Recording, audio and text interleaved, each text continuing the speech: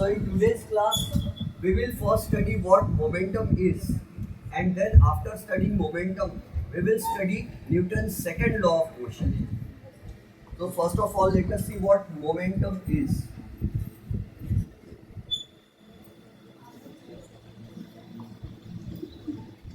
हिंदी में इसके लिए एकदम राइट वर्ड नहीं है, करेक्ट वर्ड नहीं है, लेकिन मैं जनरली स्टूडेंट्स को समझाने के लिए धक्का वर्ड यूज कर लेता हूँ. हालांकि this is not the correct Hindi word for momentum, लेकिन समझने के काम में आ जाता है. What is momentum? Momentum is defined as mathematical definition of momentum. Momentum is defined as the product of mass and velocity. Momentum is defined as the product of mass and velocity. तो क्या meaning होता है? We denote momentum by P, and it is equal to the product of mass and velocity. Momentum is the product of mass and velocity. अब इसका meaning क्या होता है समझते हैं. तो मोमेंटम यानी कितने जोर का धक्का हमको लगेगा, ये डिपेंड करता है मास पर. अगर एक अंकल है, उनका मास बहुत ज़्यादा है, वो अंकल 150 किलो के हैं. सपोज ये अंकल इज 150 किलोग्राम्स इन मास. एक अंकल 150 किलो के हैं और and he is running very fast. तो इसका मतलब उनकी वेलोसिटी कैसी है? बहुत ज़्यादा है. और वो अंकल हमसे भिड़ जाएंगे, आकर टकरा जाएंगे. If that uncle collides against us, तो हमको बहुत जोर का धक्का लगेगा. हम बोलेंगे अंकल क्या मोमेंटम है यार इन अंकल का, है ना. मैं तो गिर गया, मैं तो मर गया, है ना. तो अंकल का मोमेंटम ज्यादा है. इसके opposite, if there is a mosquito, we know the mass of a mosquito is not very much, only a few grams. एक मच्छर मेरे ख्याल से 1 या 2 ग्राम्स का रहता होगा लगभग, नियरली सपोज. तो और मच्छर की वेलोसिटी भी बहुत ज़्यादा नहीं रहती. मच्छर का, मॉस्किटो का वेलोसिटी भी ज़्यादा नहीं रहता. तो मॉस्किटो जब हवा में उड़ते हुए आ रहा है, टैं करते हुए और अपनी बॉडी से टकरा रहा है, तो क्या होता है? अपन गिर जाते कि धक्का खाते? नहीं. क्यों? क्योंकि मॉस्किटो का मोमेंटम बहुत कम होता है. मास भी कम, वेलोसिटी भी कम, दोनों को मल्टीप्लाई करेंगे तो आंसर भी कम आएगा, मोमेंटम की वैल्यू भी कम आएगी. तो जिसका मास कम रहता है और वेलोसिटी कम रहती, उसका मोमेंटम भी कम आता है. और उसका मतलब है कि हमको वो ज़्यादा जोर का धक्का नहीं मार सकता. और जिसका मास भी ज़्यादा है और वेलोसिटी भी ज़्यादा है, तो दोनों का प्रोडक्ट कर दिए तो बहुत बड़ी वैल्यू आ जाती है. इसका मतलब उसका मोमेंटम बहुत ज़्यादा होता है. अंडरस्टूड. लेकिन कभी कभी अगर छोटा सा ऑब्जेक्ट ज़्यादा वेलोसिटी से भाग रहा है, तो भी मोमेंटम ज़्यादा हो सकता है. Suppose the bullet of a gun, बंदूक से निकली हुई गोली कितने ग्राम्स की रहती? बंदूक से निकली हुई गोली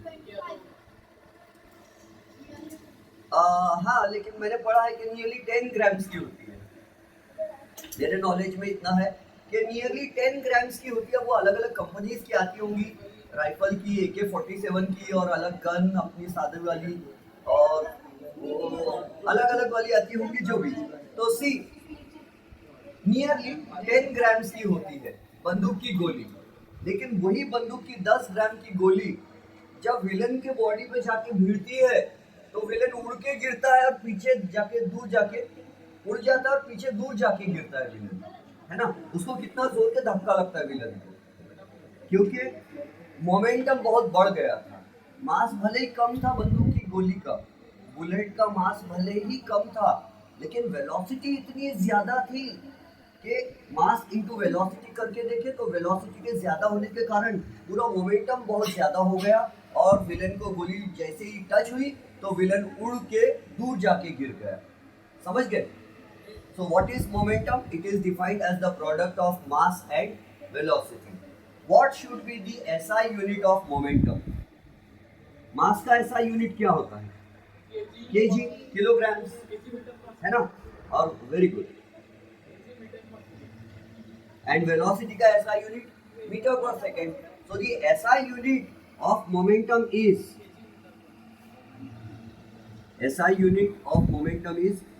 kilogram meter per second. And what will be the CGS unit? नाम नहीं सुने कभी आप लोग ने? CGS का मतलब है सेंट. आपको सिस्टम ऑफ यूनिट्स के बारे में ज्यादा नहीं पढ़ाए होंगे ना 8, 7 छोटी क्लास में. पुराने जमाने के साइंटिस्ट बोलते थे कि जिसने पुराने जमाने में ओनली मैकेनिकल इंजीनियरिंग चलती थी. Physics had only one branch. Physics में एक ही सब्जेक्ट की स्टडी की जाती थी और वो सब्जेक्ट को बोलते थे मैकेनिक्स. और मैकेनिक्स यानी आज भी लोग मैकेनिकल इंजीनियरिंग करते जो इंटेलिजेंट होते हैं और जो वीक होते हैं पढ़ाई में वो मैकेनिक बन जाते हैं, गाड़ी सुधारने वाले, है ना.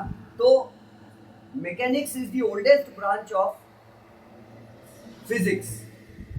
तो मैकेनिक्स में माना जाता था कि जिसने 3 चीजें मेजर कर लिया उसने वो सब चीज मेजर कर सकता है. कौन सी 3 चीजें? Length, mass and time. Length, mass और टाइम गिन लिए. तो लेंथ और टाइम गिन लिए तो what is speed? Distance upon time. और डिस्टेंस यानी क्या? लेंथ अपॉन टाइम, है ना. Density, mass upon volume. Mass upon volume यानी length into breadth into height, यानी length into length into length. Breadth भी क्या एक छोटी लेंथ है, हाइट भी क्या एक टाइप की लेंथ है.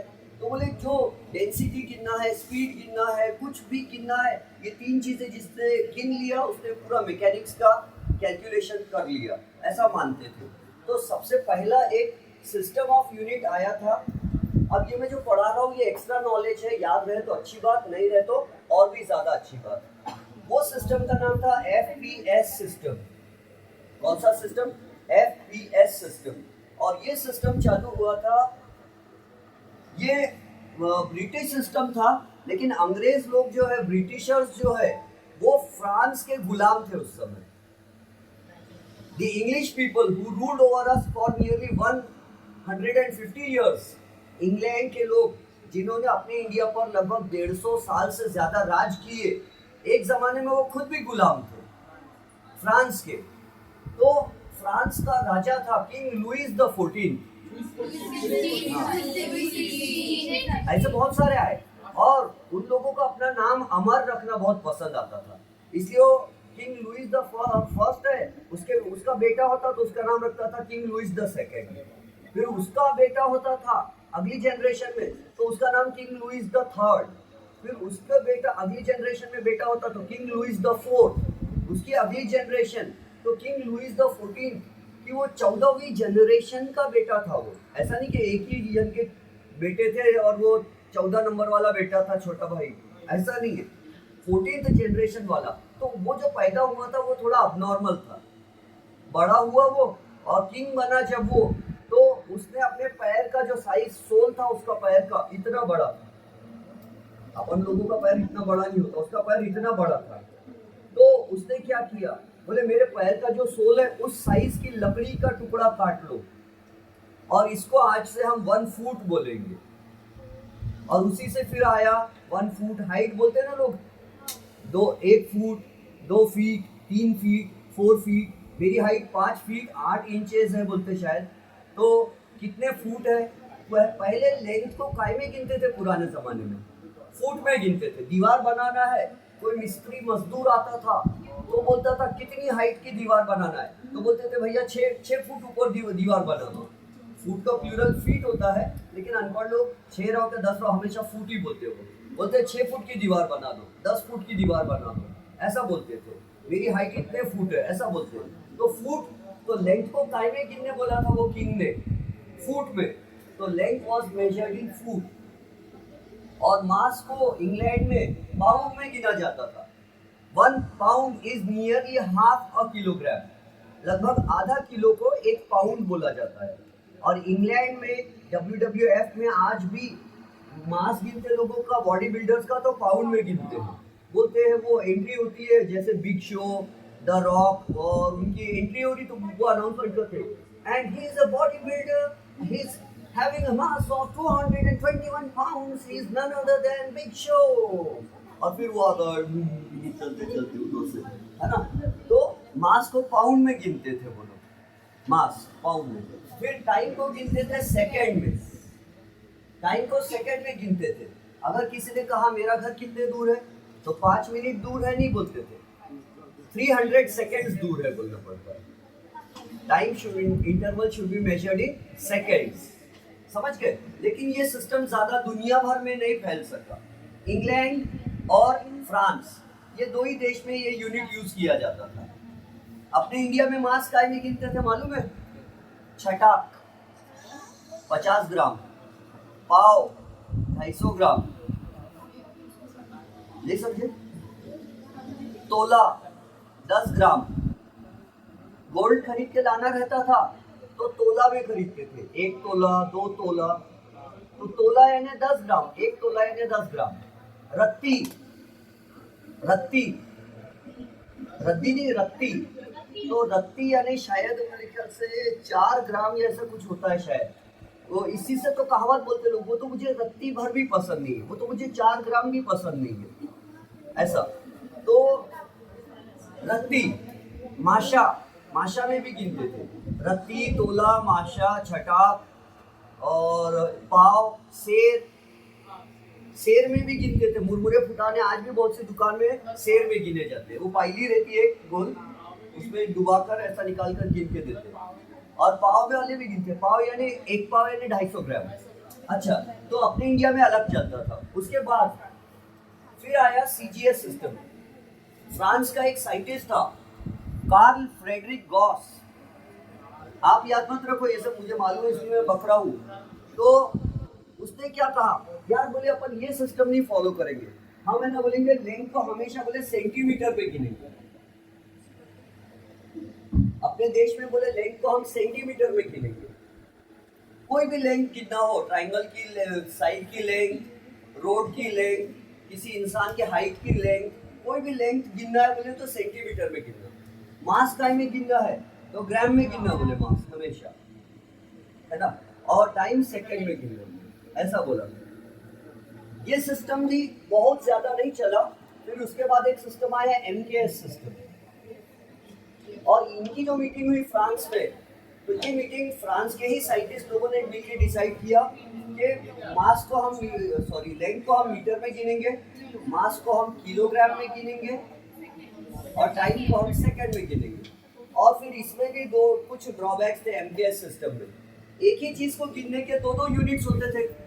जैसे हीट को गिनना है, हीट एनर्जी, तो हीट एनर्जी को जूल में भी गिनते थे, जूल, और हीट एनर्जी को कैलोरी में भी गिनते थे। अपन जो gulab jamun, chocolates, dairy milk कुछ भी खाते हैं और उसके बाद ऑक्सीजन इनहेल करते हैं एयर के साथ, तो ऑक्सीजन का काम क्या, जलाना।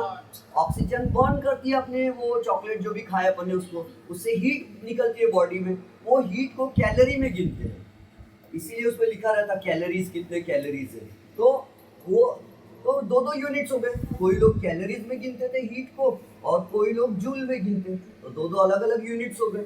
मास को गिनने का भी एक यूनिट था न्यूटन, और वेट को गिनने का एक यूनिट था न्यूटन, और वेट को गिनने का दूसरा यूनिट का नाम था केजीएफ, मूवी नहीं, केजीएफ, किलोग्राम फोर्स, है ना।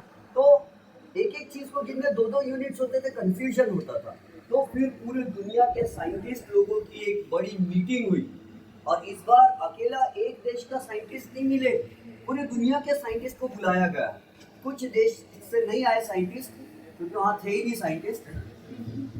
तो फिर क्या हुआ, वहाँ सब मिलकर डिसाइड किए कौन सी चीज काय में गिरेंगे और पूरी दुनिया में सेम रहना चाहिए बोले। It was called the system international, system international, क्योंकि फ्रांस में हुई थी मीटिंग, और फ्रेंच लैंग्वेज में सिस्टम को सिस्टेम बोलते हैं, सिस्टेमे बोलते हैं, सिस्टेमे, और इंटरनेशनल को इंटरनेशनल बोलते हैं। तो वहाँ डिसाइड हुआ कि ये लेंथ काय में गिनेंगे, मास काय में गिनेंगे, और उसको बोलते हैं एसआई। समझ गए? अब चलते आगे। तो सीजीएस यूनिट क्या है? तो मास को काय में गिनते थे वो लोग? ग्राम में। लेंथ मीटर की जगह वो क्या लिखते थे? सेंटीमीटर और सेकंड। एक चीज सबके पास सेम रही हमेशा, टाइम को सबने सेकंड में गिना है, बरसों से, सदियों से। तो CGS unit of momentum is gram into centimetre पर सेकंड, याद रहेगा। And remember, momentum is a vector quantity. Momentum is a vector quantity.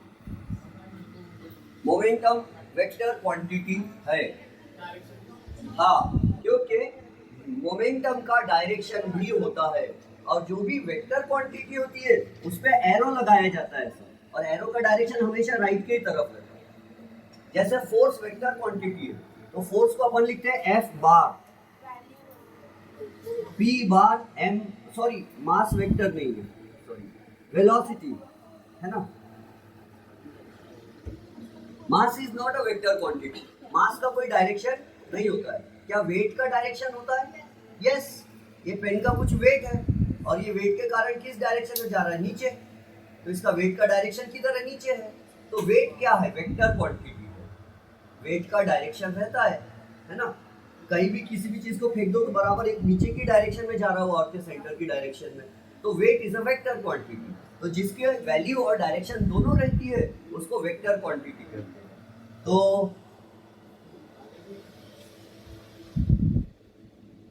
Momentum is a vector quantity, velocity is a vector quantity, अपन पढ़ चुके हैं motion chapter में। Speed is a scalar quantity and velocity is a vector quantity. अच्छा, मुझे ये बताओ, momentum का कॉन्सेप्ट समझा या नहीं समझा? समझा। तो मैं पूछ के देखता हूँ एक बार। नहीं समझा?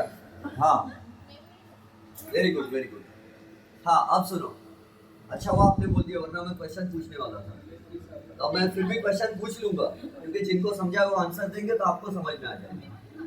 तो सुनो, एक लड़के ने मेरी तरफ कॉर्क बॉल, समझता है क्या? पत्थर वाला बॉल आता है मार्केट में, कड़क रहता पत्थर की तरह। हकीकत क्रिकेट में भी यूज होता है वो बॉल। कॉर्क बॉल बोलते शायद उसको, कॉर्क बॉल। कड़क रहता है एकदम पत्थर की तरह, अगर किसी के सिर पे लगा ना, खोपड़ी फूट के 2 टुकड़े हो जाएंगे कम से कम, इतना हार्ड कड़क बॉल रहता है। इसीलिए क्रिकेट प्लेयर जो होते हैं ना, बैट्समैन को हेलमेट और वो सब पहना के रखते हैं कि कहीं हाथ मुंह फूट ना जाए उसका। तो वो कॉर्क बॉल है, कड़क वाला, पत्थर वाला। वो अगर किसी ने आपकी तरफ फेंक कर मारा और आपने कैच पकड़ लिए, तो उसका मोमेंटम आपके हाथ पे ज्यादा फील होगा। या एक प्लास्टिक बॉल है, वो आपके तरफ फेंक दिया गया, तो किसका मोमेंटम ज्यादा होगा? दोनों सेम स्पीड से आ रहे सपोज, और बॉल का मोमेंटम ज्यादा रहेगा, है ना। तो ज्यादा मोमेंटम यानी ज्यादा जोर के धक्का लगता है, और वो डिपेंड करता है फेंकी हुई चीज का मास कितना है और वो आ कितनी वेलोसिटी से रहा है। और ज्यादा वेलोसिटी से आएगा और मास भी ज्यादा रहेगा तो हाथ पे जोर के मोमेंटम पड़ेगा, है ना, जोर के धक्का पड़ेगा। तो इसीलिए बहुत से जो बॉलर्स होते हैं ना, सॉरी फील्डर्स होते हैं क्रिकेट मैच में, एक्सपर्ट फील्डर्स, वो बॉल जब आता है तो ऐसा नहीं पकड़ लेते सामने उसको, वो आने देते इधर आने देते और आखिर में यहाँ पकड़ते। अगर पॉसिबल होता तो और दूर चले जाते थे कहीं। वो टाइम देते हैं बॉल को, आजा भैया आजा, और थोड़ा स्लो हो जा, और थोड़ा स्लो हो जा, वहां नहीं पकड़ूंगा तुझे, यहाँ पकड़ूंगा, ताकि तू उधर से इधर आए तक और स्लो हो जाएगा तो मेरे हाथ पे झटका नहीं लगेगा। समझ रहे हो? तो जितना टाइम ज्यादा बीतेगा उतना स्पीड कम हो जाएगी, स्पीड कम हो जाएगी तो मोमेंटम कम हो जाएगा, तो हाथ पे झटका नहीं बैठेगा। और जो रोप जंपर्स होते हैं या जो हाई जंप वाले होते हैं, दौड़ते दौड़ते खंबा लेके और फिर खंबा जमीन पे टच करते और हवा में उड़ जाते ऊपर, और बहुत ऊंची हाइट पर से दीवार पर से जंप करके उस पार गिरते हैं। तो जहां वो गिरते हैं वहां क्या रहता? कांटे नहीं, सैंड बेड। पुराने जमाने में रेती रहती थी, आजकल तो बहुत सारे क्वेश्चन के आइटम्स आ गए, लेकिन पहले रेती बिछी रहती थी, सैंड, बालू, रेती, समझती है ना वो। क्यों? जब वो रेती पे गिरते थे तो रेती पे से धीरे धीरे धीरे धीरे फिसलते हुए ग्राउंड से टच होते थे। तो ग्राउंड से टच होने के लिए बहुत टाइम लगता था उनको, धीरे धीरे जाके टच होते थे। फिर टाइम बढ़ने से वेलोसिटी कम हो जाती थी, और वेलोसिटी कम होने से मोमेंटम कम हो जाता था, तो उनको नीचे जोर का झटका नहीं बैठता था। और अगर वहाँ रेती वगैरह कुछ नहीं रखे और एक हाई जंप वाला ऊपर उड़ के दीवार कूद के उस पार चला गया और सीधी जमीन पर गिरा, तो क्या होगा, उसके बॉडी के पूरे शॉकअप्स टूट जाएंगे। अगली बार वो कहीं बैठने लायक नहीं रहेगा। तो मोमेंटम समझ में आता है कुछ? क्या मोमेंटम दो टाइप्स का होता है? हाँ, initial momentum and final momentum.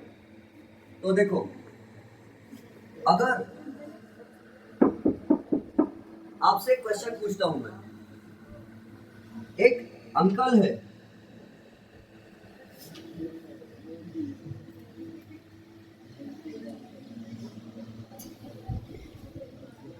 जाने जिगर जाने मन, 200 किलो है तेरा वजन, तू जो मुझ पर गिरी मर जाऊंगा मैं सनम।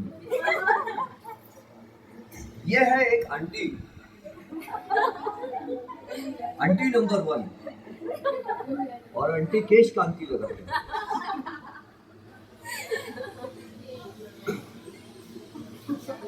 और ये आंटी रास्ते में खड़े हैं एक जगह, एक छोटी सी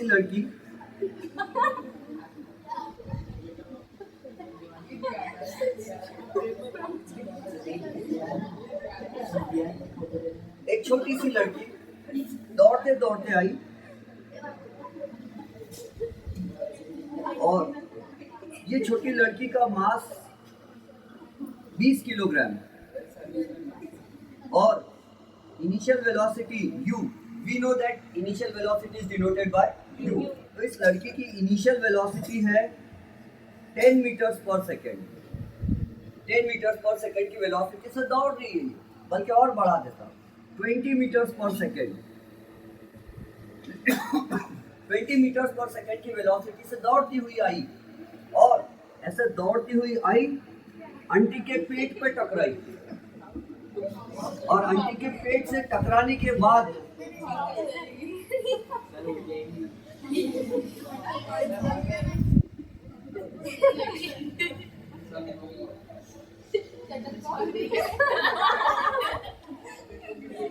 इधर जाके गिर गई लड़की। जब वो गिरी तो उसका मास कितना था मालूम है? 20 किलो। बॉडी का कोई पार्ट नहीं टूटा, इलास्टिक होगा पेट। तो 20 किलो की लड़की, टकराने के पहले भी 20 किलो की थी, टक्कर होने के बाद भी 20 किलो की है। और लेकिन अब उसकी जो फाइनल वेलोसिटी है वो है 0 मीटर पर सेकेंड। नहीं, लेकिन एकदम 0 नहीं बताना चाहिए, क्योंकि यहाँ तक आ गई ना वो। 5 मीटर्स पर सेकेंड करते थे, 5 करते कितने? 10 मीटर्स पर सेकेंड करते।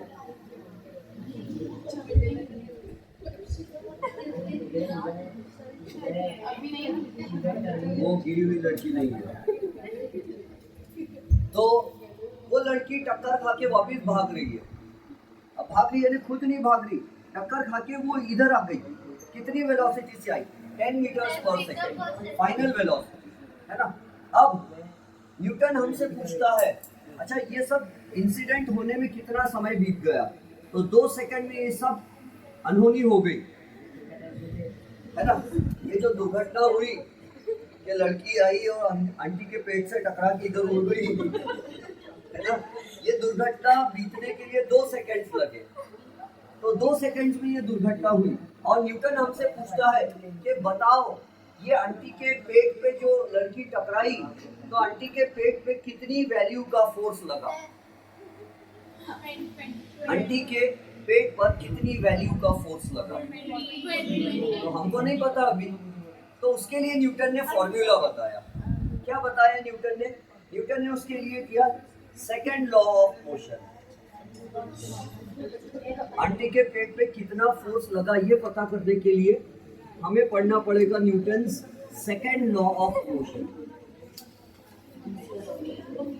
अच्छा, जब 5:15 बज जाएंगे या 5:20 हो जाएंगे, 5:20, तो मुझे बता देना, क्योंकि मेरी घड़ी में मैं सेल नहीं डाल सका, टाइम बंद थी दुकान, तो प्लीज टेल मी, है ना, झूठ नहीं बोलना, लेकिन 5 मिनट बचे हैं बस।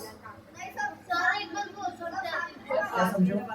ये तो एग्जाम में नहीं आता है, इट्स एक्स्ट्रा नॉलेज। लेग काय में गिनते थे पहले, फुट में, मास पाउंड में गिनते थे, टाइम सेकंड में, बाद में लेग काय में गिनने लगे, सेंटीमीटर में, मास ग्राम में गिनने लगे और टाइम सेकंड में गिनने लगे। फिर उसके बाद और इम्प्रूवमेंट हुआ, तो फिर लेग को मीटर में गिनने लगे, मास को किलोग्राम में गिनने लगे साइंटिस्ट लोग और बड़े बड़े लोग, और टाइम को सेकंड में गिनने लगे। और फिर उसके बाद जब एसआई की मीटिंग हुई तो उन्होंने कहा सिर्फ लेग गिनना ही से कुछ नहीं होता, मास गिनने से ही और टाइम गिनने से कुछ नहीं होता, टेम्परेचर भी गिनना जरूरी है। टेम्परेचर भी तो गिना जा सकता है, उसका भी तो काम पड़ता है। उन्होंने कहा इलेक्ट्रिक करंट भी तो गिनना चाहिए, उसका भी तो काम पड़ता है। तो फिर उन्होंने बहुत सारी चीजें नई ऐड कर दी और उसका भी यूनिट बता दिए, टेम्परेचर काय में गिनना, इलेक्ट्रिक करंट काय में गिनना, क्या क्या थी, बहुत सारी चीज काय में गिनना, सबके यूनिट्स बता दिए उन्होंने। समझ गई? अब मैं न्यूटन का सेकंड लॉ देखता हूँ, कोशिश करता हूँ जल्दी से समाप्त करने का, क्योंकि वरना मैम आ जाएंगे फिर। तो C Newton second law of motion क्या है? Newton second law of motion, Newton second law of motion क्या कहता है ये हमको समझना है। Newton second law of motion says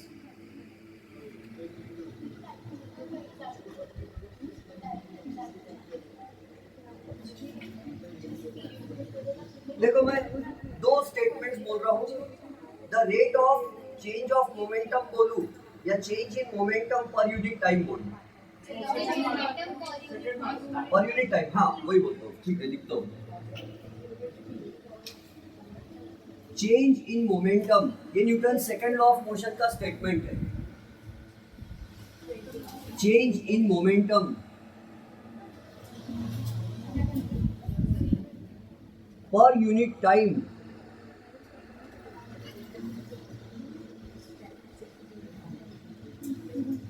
depends directly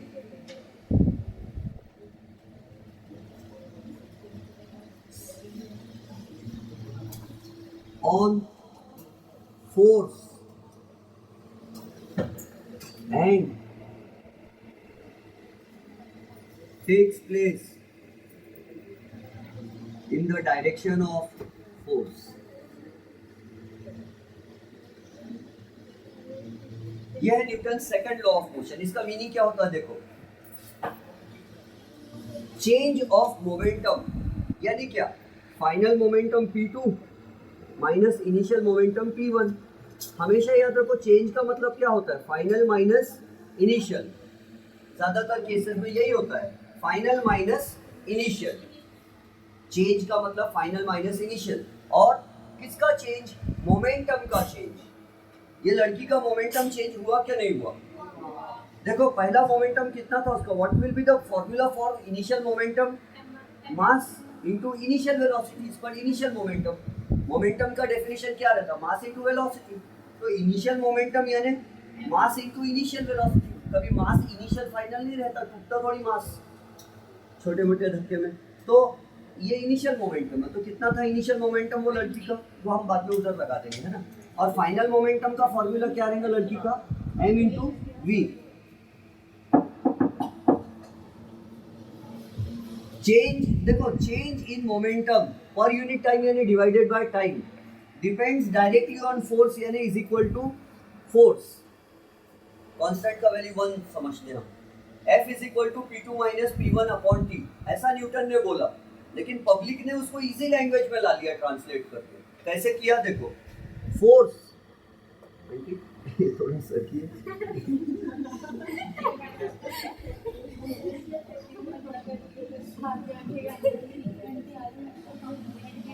तो see F is equal to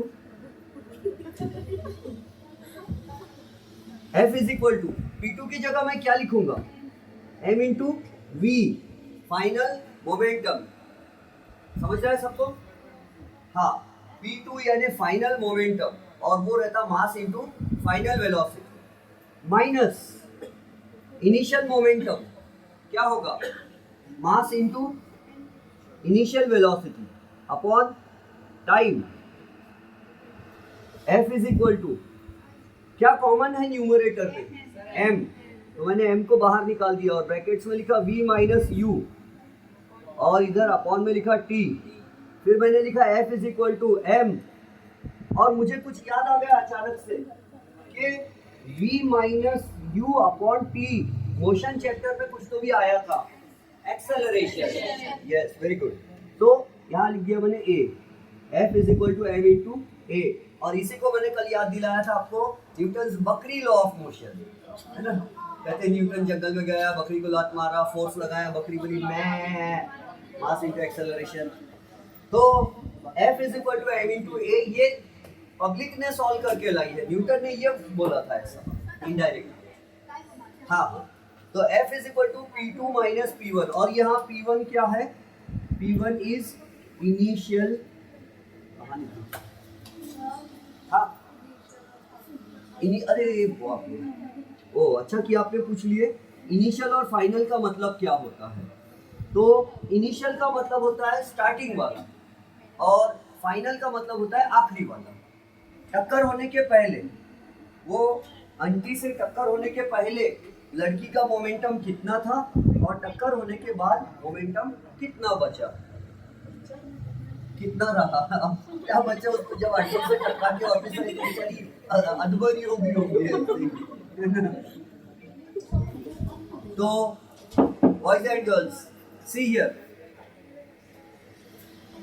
हम पता करते हैं कि आंटी पर कितना फोर्स लगा और जितना फोर्स आंटी के पेट पे लगा उतना ही फोर्स लड़की को भी लगा, क्योंकि न्यूटन का थर्ड लॉ बोलता है to every action there is an equal and opposite reaction.